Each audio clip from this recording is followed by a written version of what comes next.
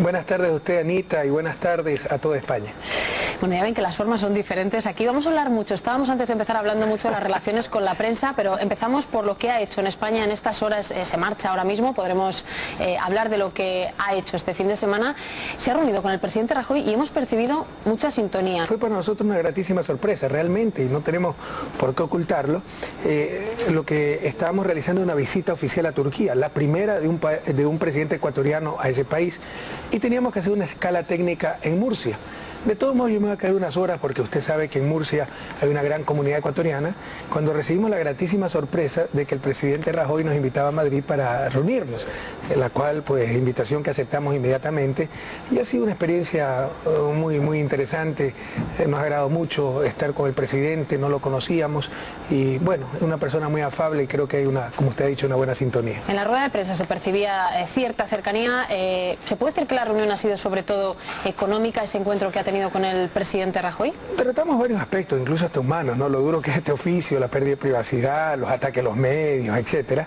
Pero obviamente también hablamos de la parte económica, de la crisis y cómo está golpeando a la comunidad ecuatoriana, pero en general está golpeando a todos los españoles y a todos los europeos. Y Dios quiera no golpea al mundo entero.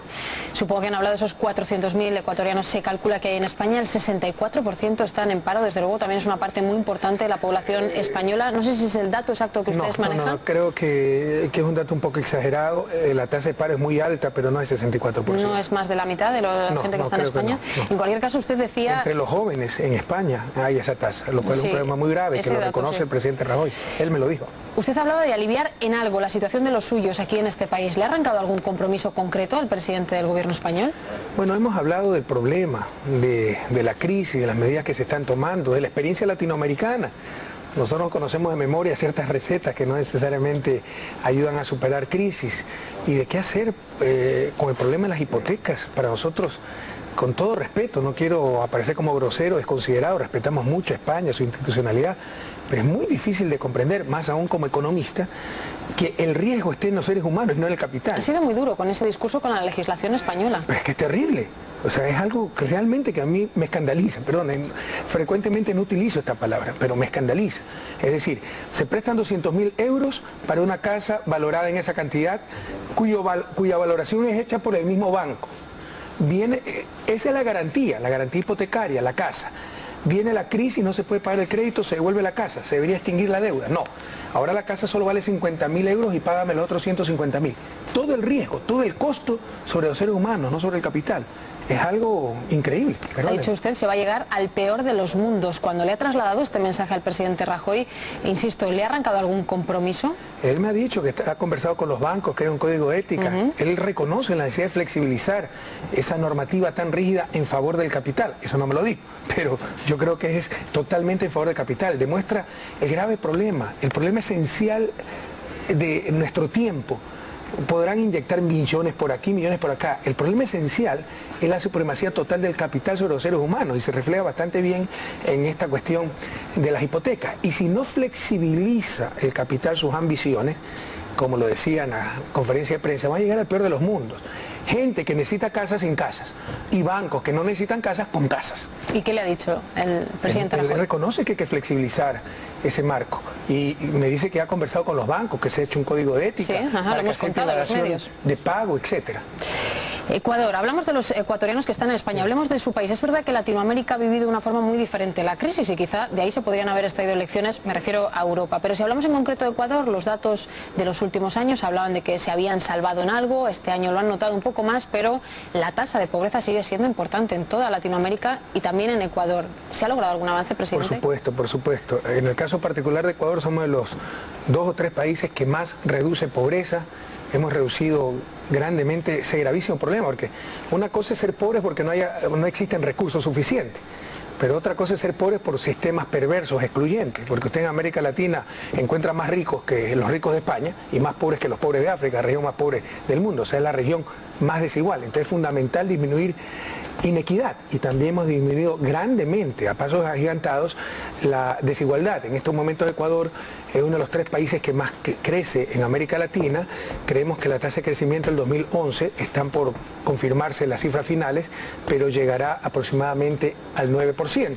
Pero en general, América Latina le va bastante bien en lo económico y en general también los países de América Latina están reduciendo pobreza. Yo le preguntaba precisamente porque nadie puede negar que Latinoamérica ha crecido a diferencia de lo que ha pasado en Europa. Es verdad que se vienen de tantos porcientos mucho más bajos, pero ese límite de la pobreza del que habla, los datos que tenemos, por ejemplo, de 2010 hablan de un 32%. ¿Nos puede decir cuánto se ha ido recuperando por y lo cerrando menos esa tasa? En estos 5 años de gobierno hemos bajado unos 10 puntos la pobreza, depende cómo la mida, por ingresos, necesidades básicas insatisfechas. Por cualquier indicador hemos disminuido la pobreza. Otra cosa es poder resolver la pobreza en 5 años. Yo no puedo resolver 200 años de explotación, pero lo que le quiero decir es que vamos por el buen camino, se está avanzando mucho, pero no quiere decir que todavía falta muchísimo por andar. Latinoamérica, la cumbre de las Américas, ¿va a ir o no? Hay un pequeño lío, parece que los suyos han dicho, me refiero a su gobierno, que sí va a estar, después que no, que sí. ¿Qué va a hacer, presidente? No hemos tomado todavía una decisión definitiva, tenemos que conversar un poco al respecto, pero con todo el respeto a ese querido amigo Juan Manuel Santos, a Colombia, yo me muero de ganas de siempre visitar Colombia, gente tan agradable. Cartagena de Indias es una joya de América Latina, una joya histórica, arquitectónica, no conozco Cartagena de Indias, pero sí tenemos el grave temor de que nuestros pueblos se cansen, de que sus presidentes están en las cumbres y ellos continúen en los abismos, que vayamos para la foto, a conversar cosas triviales, a declarar nuestro amor por la democracia, por la libertad de expresión, los derechos humanos, lugares comunes, frases cliché, y no se traten los problemas candentes, urgentes, intolerables en el siglo XXI, por ejemplo el bloqueo a Cuba, que rompe todo el derecho interamericano, todo el derecho internacional. Por ejemplo, la colonización de las Malvinas. ¿Cómo se entiende que Inglaterra tenga una colonia a más de 14.000 kilómetros de Londres y frente a las costas de Argentina? Pero conversemos de esas cosas. Suena que no, presidente. Suena que no va a estar, porque su discurso está siendo muy crítico. Estábamos viendo, por cierto, detrás la imagen de la última cumbre y ha mencionado Cuba. Pero primero dígame, del sí al no, desde luego hay poco margen. Suena muy crítico, insisto, con ese tipo de cumbres. Somos muy críticos. ¿Qué tiene que pasar para que cambie eso? Nosotros estimamos mucho en lo personal. Yo estimo y admiro mucho al presidente Barack Obama. Creo que es una gran persona. Quiero mucho a Estados Unidos, país donde viví 4 años. Tengo 2 títulos académicos de Estados Unidos. Pero hablemos claro. La no participación de Cuba es por el bloqueo de Estados Unidos.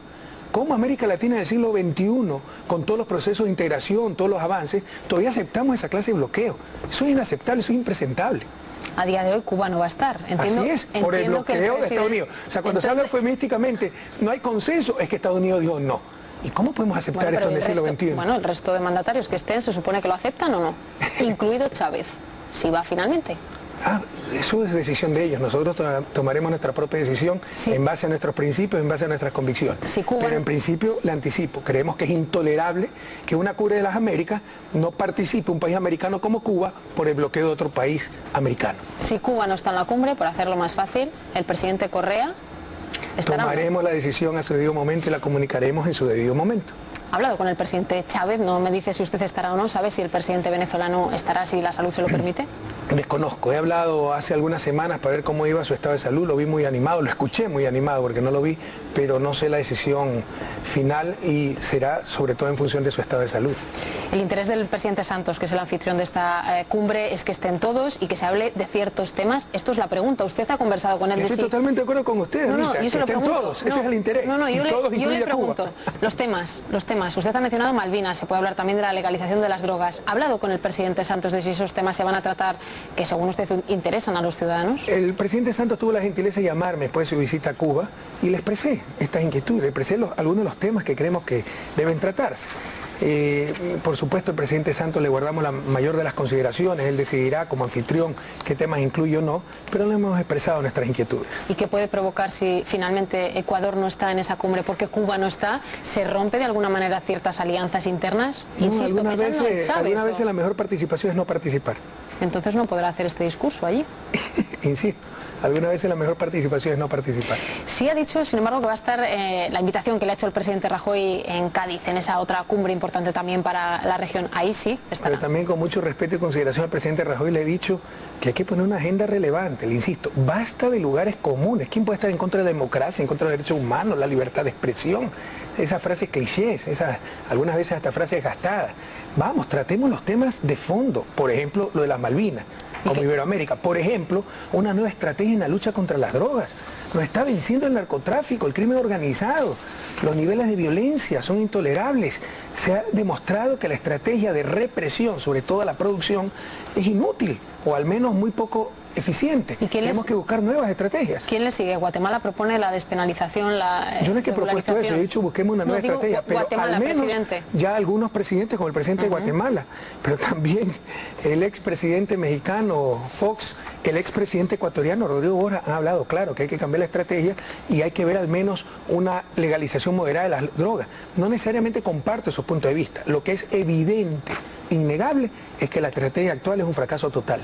Y la otra opción, la de la legalización, dice no necesariamente la comparto. Sí, pero también combatir el consumo en los países consumidores, ¿no? Pero habría que ir hacia esa legalización que proponen algunos. Yo creo que hay que analizarlo muy seriamente. Este es un problema similar al problema del alcohol, que además es una droga. En los años 20 en Estados Unidos, la única enmienda de la Constitución de Estados Unidos que ha sido derogada, la prohibición de consumo de alcohol. ¿Por qué? Porque generó enriquecimiento ilícito, violencia, falta de control en la calidad del producto y tuvieron que derogar esa enmienda. ¿Por qué? En el caso de las drogas, que es un caso muy similar al alcohol, es represión. ¿Sabe cuál es la diferencia fundamental? Que la producción de drogas está en Latinoamérica, entonces hay que bombardear, reprimir, etcétera. En el caso del alcohol, la producción estaba en los mismos Estados Unidos. ¿Ha hablado, por cierto, con la presidenta argentina por el tema de Malvinas, lo que se puede también tratar en esa cumbre? No he hablado con ella. Nosotros actuamos en base a convicciones. Nosotros somos parte de la patria grande. No digo que le haya dicho lo que tiene que decir. Simplemente digo que si han hablado de ese asunto, que para ellos es importante. No hemos hablado. Incluso en la cumbre del ALBA, donde se presentó este problema, no estuvo Cristina, sino su embajador.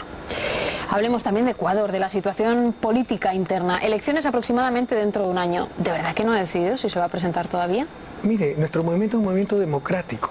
Eso será decisión de mi movimiento y yo estaré donde más me necesite el movimiento y el momento histórico del país. Por supuesto que nuestra responsabilidad es la continuidad del proceso político. Y si yo tengo las mayores opciones de la continuación, para la continuación de ese proceso, ahí estaremos.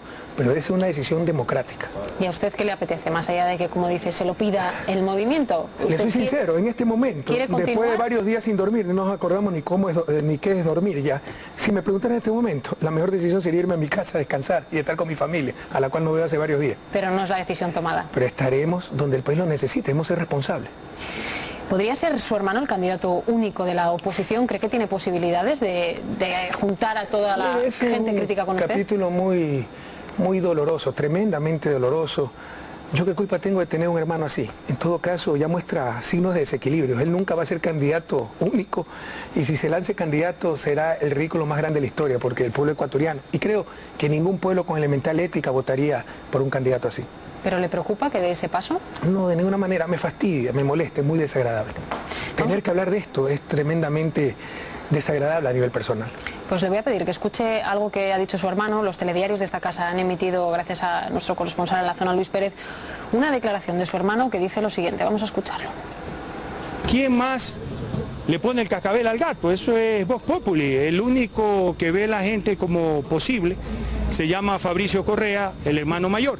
Me tienen miedo porque no les tengo miedo. Usted habla de graves indicios de desequilibrios, lo acaba de decir, y él habla de... Está realmente, ya es algo de desequilibrio, en verdad. Pero lo comparte solamente usted, hay muchos más partidos allí. Vea las encuestas. Bueno, eso no tiene nada que ver. Él se cree el líder de la oposición. No, ¿cómo que no tiene nada que ver? Presidente, no tiene que ver que alguien baje en las encuestas o tenga un mal resultado con estar desequilibrado. Vea, que se lance candidato y verá cuántos votos sacará. Nadie le hace caso a Fabricio Correa en Ecuador, solo tiene cierta repercusión en el exterior porque no entienden lo que está pasando en Ecuador. Pero es una situación muy triste, no en lo humano. Cuando él habla de régimen de temor... de terror, digo. De terror, perdón. Si aquí tiene el dictador que genera ese régimen de terror, ¿quién puede creer eso? Está convencido de que si da el paso nadie le apoyará. Pero además, si usted lee todo el contexto, él manifestaba, a mí me persiguen por ser opositor. No, eso es falso. Se volvió opositor porque se descubrieron sus contratos ilegales y se los suprimió, porque esos contratos eran ilegales y se los terminó unilateralmente. Y ahí se va a la oposición. Es falso lo que él dice, que por haber sido a la oposición y criticar al gobierno es que se lo persigue y se le terminaron sus contratos. No. Por descubrir esos contratos ilegales y terminarlos unilateralmente en defensa de la ley y del bien común, es que se fue a la oposición. Una de las cosas, tantas cosas que tergiversa Fabricio Correa. Mientras usted lo explicaba, estamos viendo también alguna imagen de ese libro Gran Hermano, tan criticado por su parte. ¿Alguna vez intentó reconducir esta situación cuando vio lo que estaba pasando, trató de evitar lo que según usted hizo su hermano? Pero es que no lo supe. la prensa, con sí, mala pero, fe, cierta prensa... Era su hermano, presidente. La cierta prensa, oiga, yo no les daba ni entrar al palacio, pregunté a mis colaboradores, le advertí a todo el gabinete, nadie recibe a Fabrizio Correa, porque siempre he sabido cómo es mi hermano, yo qué culpa tengo de tener un mal hermano. Ese libro se debió llamar no el gran hermano, sino el mal hermano. Pero ¿cuál es la impresión que ha dado la prensa? Que Fabrizio Correa se presentaba con el presidente y se le van los contratos a dedo. Falso. Con ayuda, dicho sea de paso, del abogado de Diario El Universo, hizo empresas fantasmas en Panamá, que a su vez compraron empresas en Ecuador que ganaron concursos. ¿Cómo un ministro iba a saber que la empresa Cosurca, propiedad de dos empresas fantasmas, ABC, XYZ en Panamá, eran de Fabrizio Correa? Entonces dan la impresión de que se le ha dado a dedo directamente los contratos. Nadie, eso es falso. Presidente, ni los servicios secretos de un país, ni nadie de su entorno le advirtió que esto estaba pasando. Pero ¿cómo los servicios secretos se van a encargar de estas cosas? Bueno, alguien le podría haber avisado de su entorno. Por favor, es tan difícil. Incluso, vea, le voy a dar una primicia. Tenemos graves indicios que ha continuado con ciertas empresas fantasmas que estamos investigando, pero son cosas extremadamente difíciles de detectar. Le insisto, son empresas fantasmas, por favor, público español, latinoamericano, iberoamericano, para que se entienda bien el problema. Creó empresas fantasmas en Panamá con asesoría del abogado de Diario del Universo. Empresas fantasmas que compraron empresas en Ecuador que participaron en concursos. ¿Cómo se puede detectar esa vinculación? Ha dicho, todo el mundo sabe ese grado de desequilibrio que tiene mi hermano, lo detectan. Usted mismo ha dicho que le impedía el paso al Palacio. ¿Su relación, en la vida adulta me refiero, siempre ha sido mala, presidente? No, pero muy distante, porque jamás he compartido las prácticas empresariales de Fabrizio Correa. Yo ni siquiera conocía su oficina. La conocí pocos meses antes, porque yo la coincidencia que estaba en Guayaquil y era el cumpleaños y se lo celebraba en la oficina. Ni siquiera conocía su oficina. Jamás me he vinculado a los negocios de mi hermano, porque siempre he tenido graves cuestionamientos a su forma de hacer negocios, a la fuerza. Vaya, vea cuántos juicios ha metido, sin trabajadores afiliados a la Seguridad Social, sin pagar impuestos. Jamás he compartido esa forma de hacer negocio. Todavía no le he preguntado por el tema más polémico y ya he hecho muchas referencias en estos 15 minutos de entrevista a la prensa, al diario Universo. Como conversábamos antes de la entrevista, yo creo que uno de los graves problemas planetarios. Negocios privados dedicados a negocios privados dedicados a la comunicación social, dedicados a proveer un bien público fundamental para la sociedad. Es una contradicción de base. Bueno, es una contradicción, pero tiene que haber medios de todo tipo. Supongo que defiende que haya medios de todo tipo. Sí, pero yo creo que debe haber más medios públicos, más medios comunitarios que no tengan ese conflicto. El lucro, el bolsillo y la comunicación social. ¿Y qué cree que prevalece cuando un medio es dueño de la banca y tiene que criticar a la banca? ¿Qué va a prevalecer? Pues depende. ¿El interés privado o el interés público? En algunos casos incluso lo profesional. No, eso es usted como periodista profesional, pero los dueños de medios le impondrían el fin de lucro. Eso nos pasó al inicio del gobierno. Por favor, no nos engañemos, entendamos lo que vive América Latina. De los 7 canales nacionales de televisión, 5 pertenecían a la banca. ¿Usted se imagina si queríamos regular a la banca para que no ocurran los excesos que ocurrieron aquí en España y que nos ha llevado a esta crisis? Teníamos a todos los canales de televisión en contra. Hay conflictos de intereses. Bueno, los canales estarían en contra, pero usted puede tomar igualmente la decisión. La crítica puede existir por supuesto y tomar que las la tomamos. Decisión. Pero hay manipulación, no es crítica, es manipulación. Utilicemos las palabras correctas. Quiero preguntarle por el tema del Universo. Con el tiempo que ha pasado, con las críticas que ha recibido fuera, y muchas, y ahora vamos a hablar de ello. Maravilloso, porque antes ni siquiera hablaban de Ecuador. Bueno, sí. Ahora lo que hacen, como la gente no les cree... Pero esto no es positivo para usted. No, yo creo que es positivo para el país, ya está en la mira del mundo entero.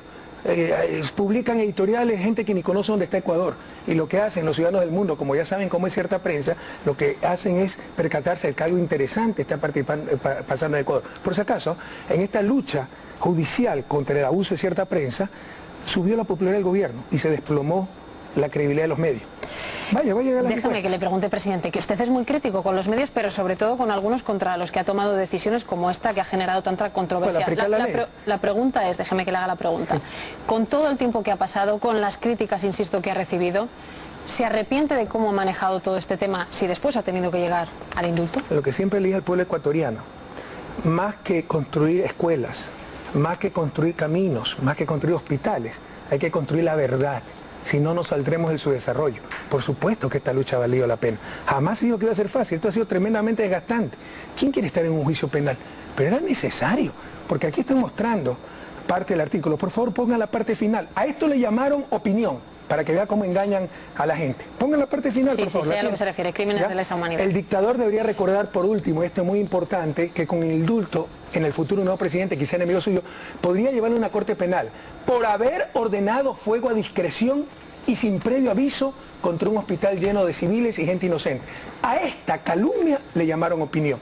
es que esto se puede aceptar en una sociedad civilizada. Pero dígame, ¿cómo entiende que el New York Times, el editorial, después usted es verdad, dijo que le habían entrevistado, un editorial durísimo, habla de liderar una despiadada campaña contra la libertad de expresión? Pregúntale al New York Times si sabe dónde queda Ecuador.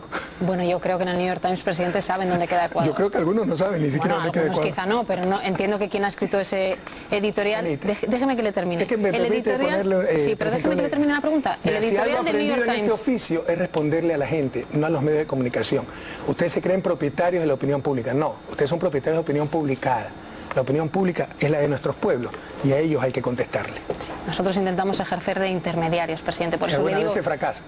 Sí, pero siempre, ya le digo, intentamos hacerlo desde lo profesional. Le ponía el ejemplo del New York Times, pero Amnistía Internacional, Human Rights Watch, hay muchas organizaciones que han sido muy críticos. Usted apela a esa frase efectivamente del editorial. Usted me dice que me dice eso.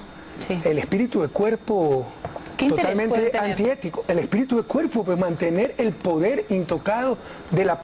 ¿Usted cree que es ético que publiquen un editorial con la versión solo de unas partes y ni siquiera contrasten, lo cual es un deber fundamental del periodista, la información? Y Amnistía Internacional, no sé si se ha pronunciado, pero Human Rights Watch, ¿usted sabe, por ejemplo, cómo se financia Human Rights Watch? ¿Usted sabe a qué políticas obedece? Entonces es uno de los graves problemas de nuestro tiempo. Legitimamos organizaciones no gubernamentales sin ningún asidero democrático, satanizamos la política, se quiere hacer política del sector privado, en la parte económica, privado con fines de lucro, en la parte supuestamente derechos sin fines de lucro. Es uno de los graves problemas de nuestro tiempo, rescatemos la política. Y yo le menciono a Amnistía. Nosotros tenemos responsabilidades, nuestros pueblos nos escrutan cada cierto tiempo por medio de las elecciones. Luego se presentan a las elecciones, pero Amnistía Internacional es muy dura con muchos países. Bueno, ¿quién es Amnistía Internacional? Perdóneme, sí, ataque a la libertad de expresión que envía un mensaje peligroso a otros periodistas. Y déjeme que le diga, Amnistía Internacional... Sí, Amnistía respeto mucho, ni siquiera sabía. No, Human Rights Watch es otra cosa. Bien, pues usted no se quiere en Amnistía Internacional, que es muy crítica con otros gobiernos, como el norteamericano. Lo financia la hermanita de Caridad, el cartel de Sinaloa. ¿Qué interés, presidente, qué interés puede tener Amnistía Internacional en ser tan duro como usted? Amnistía Internacional es otra cosa, pero le pido a Amnistía Internacional que se entere un poco de la situación de Ecuador. Como nunca, por fin se ejercen los derechos humanos. El derecho a la salud, a la educación, a la vida, al trabajo, a la verdadera libertad de expresión. En un Estado de Derecho, mi querida Anita, no se persiguen periodistas como se quiso posicionar, se persiguen delitos, infracciones legales, tipificadas en la ley, y gracias a Dios, en nuestro marco jurídico todavía la injuria es una infracción legal, que quien la comete puede ser un periodista, un jugador de fútbol, un bombero voluntario, y es otra cosa, pero se persiguen infracciones, delitos, no personas, como lo quiso presentar la prensa. ¿Ha hablado de este tema con Mariano Rajoy? Me ha dicho que habían tenido cierta cercanía. ¿Qué le dice Rajoy de estos no quiero ser infidente, pero yo le digo que todos los presidentes en confidencialidad se quejan de los excesos de la prensa, pero algunos dicen es mejor soportar todo porque si no es peor.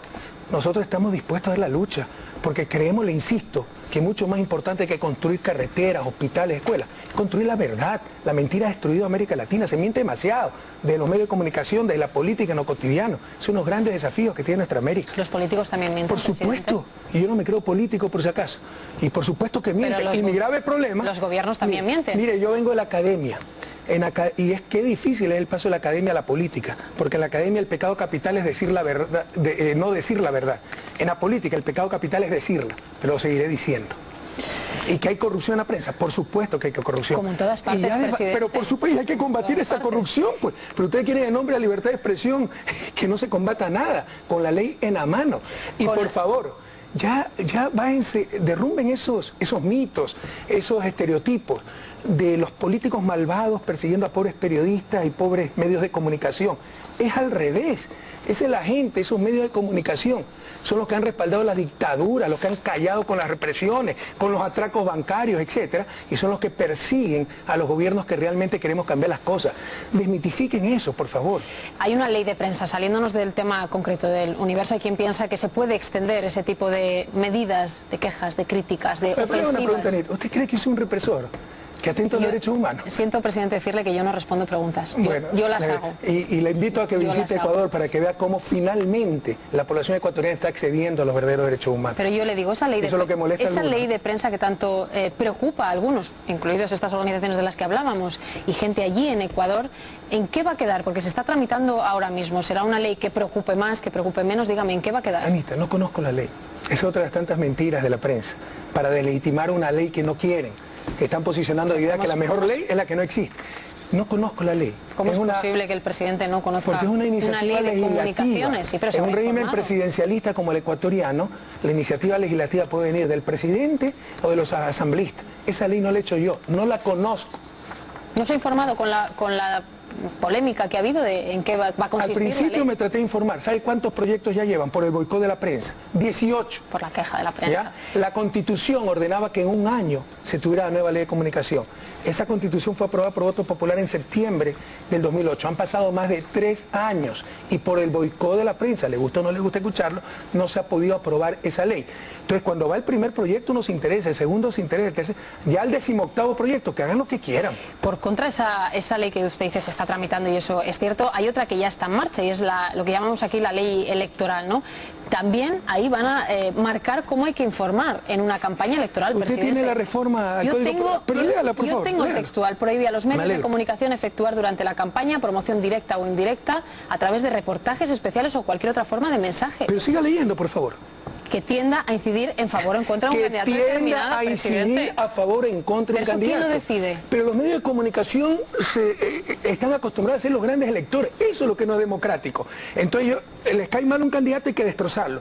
El otro candidato a su empleado está en función de sus intereses, hay que santificarlo. Eso no es democrático. ¿Pero eso quién lo decide? Entonces tratemos ese problema. ¿El gobierno? ¿Quién lo va a decidir? No, un Consejo Nacional Electoral independiente que está conversando con los medios. Pero lo que quieren ser los grandes electores, Anita, no se equivoque. Y eso es lo antidemocrático. No estoy acostumbrada ni a responder preguntas en las entrevistas ni a que me llamen Anita, ya se lo digo. Tiene otra polémica. Ana. Ok, con todo. Hay otra polémica, esa marcha que llega a Quito de indígenas, usted dice que detrás de ellos está la oposición que quiere desgastarle, pero es verdad que es una queja que existe. Y mi pregunta, ¿quién ha impedido quejarse? Mi pregunta es, presidente, si va a recibirlos, si va a escucharlos, si va a intentar que esa queja sobre las explotaciones mineras en Ecuador tenga algún recorrido para el gobierno, más allá de tenemos que guardar desprestigiarlo. elementales principios éticos, Ana. Y ustedes, o sea, si quieren, síganse engañando y no entiendan o no profundicen lo que pasa en América Latina. Pero tenemos que guardar ciertos principios éticos. Cuando se engaña, cuando se le dice a sencillos campesinos que si hay minas no hay agua, supongo que España tiene minas, entonces debo entender que no tiene agua. Cuando se los manipula de esa manera, cuando se los obliga a marchar o se los multa, se les corta el agua, etcétera, ¿qué podemos conversar con esa clase de gente que solo busca promocionarse para las próximas elecciones si es que no le resulta la desestabilización en estos momentos del gobierno? ¿Que no lo van a lograr? ¿Los indígenas que van a llegar a Quito dentro de unos días marchan obligados, como ha dicho? Pero por supuesto, tenemos múltiples testimonios de cómo multan a la gente si es que no van a las marchas y cómo manipulan. Si tienen la razón, ¿por qué miente? ¿Usted ha visto en España el areteo? Del ganado. Eso es un sello de calidad. En el código de barras se ve el origen del ganado, si ha sido vacunado o no, la región a la que pertenece. Eso garantiza el precio, la exportación. Eso estamos haciendo gratis del Estado. Le fueron a decir a los campesinos que era para cobrarles impuestos y los obligan a marchar. ¿Quiénes? Es la oposición, ciertos pseudo dirigentes sociales, contra esa clase de gente que estamos luchando. ¿Usted cree que vamos a legitimar a esa gente que no tiene el más mínimo principio ético? Demandan al gobierno, como señala la Constitución de su país, que consulte los proyectos mineros. Vuelvo al tema de la principal reivindicación que hacen más allá de los ejemplos, presidente. ¿Eso está sobre la mesa ahora mismo, que ustedes hagan algún tipo de consulta? Se ha consultado todos los proyectos, se ha cumplido la Constitución. Lo que ellos pretenden es el consentimiento previo, que ellos den el permiso. Es decir, la democracia y la unanimidad. Usted sabe lo que eso significa, el poder de veto, con la corruptela que tenemos en ciertos estamentos de la oposición. ¿Cuánto van a cotizar su consentimiento a ciertas cosas? Se ha hecho la consulta previa, se ha hecho todo. Lo que quieren es consentimiento previo y eso no establece la Constitución, no establece los tratados internacionales y sería terrible, es imposible manejar un país por la norma de la unanimidad, porque eso da derecho a veto. Bueno, estamos terminando, presidente. Hay una frase de la comparecencia con nuestro presidente Rajoy que usted ha dicho: allí en Ecuador se toleran cosas que aquí no. ¿Se refería solamente al tema de la prensa? ¿A qué se refería cuando le han preguntado? Básicamente al tema de la prensa. ¿A qué se refiere? Mentir. Yo le aseguro que si usted mintiera en televisión española, no hubiera una segunda vez, perdería su empleo. Allá en nombre de la libertad de expresión hay que soportar hasta las mentiras, cuando hasta el Evangelio nos dice que solamente la verdad nos hará libres. Entonces se toleran cosas y se tergiversan conceptos. Pero hay quien pensará, que le esté escuchando, que también en la política, le insisto, hay periodistas que mienten, hay gobernantes políticos que mienten. Yo estoy seguro que hay políticos que mienten y políticos corruptos. Ahora, yo no soy mentiroso, no soy corrupto y no me creo ni siquiera político. Solo un servidor de mi pueblo. Bueno, es lo mismo. Estoy dispuesto a dar la vida por sacar adelante a mi país. Eso significa ser político. En el sentido etimológico de la palabra, todos debemos ser políticos, buscar el bien público. Otra cosa es la politiquería, buscar solo el siguiente carguito, la carrera política. Eso es terrible.